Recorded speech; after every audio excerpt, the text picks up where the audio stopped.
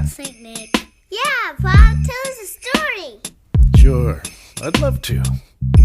You know, lots of people think that St. Nicholas is just another name for Santa Claus. But Santa is also called Father Christmas and Kris Kringle and some other names. But behind all of these names is a boy who lived in what is now Western Turkey about 1,700 years ago. His name was Nicholas.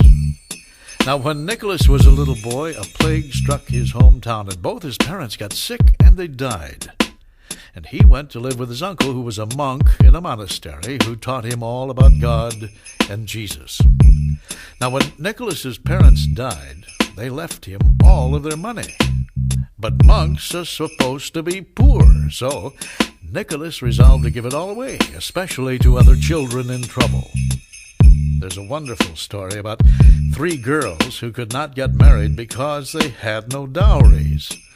Now, in those days, a girl had to have a big sum of money, or a dowry, if she was to marry. If she didn't, she'd be sold as a slave. Nicholas heard of this, and he came up with a plan.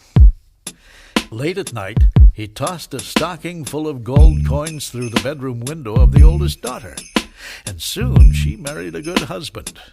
She said she had a dowry hid away in her sock. Nicholas again tossed a sock full of money through the window of the second daughter, and she too soon married. But when Nicholas crept up to the house with a third sock full of money for the third daughter, he found all of the windows were shut. So he did what boys sometimes do. He climbed up on their roof and he dropped it down the chimney, and it landed in the girl's shoes, which were beside the hearth. When she too married, claiming that her dowry was in her shoes, people were amazed, and they said to one another, "It's some kind of miracle."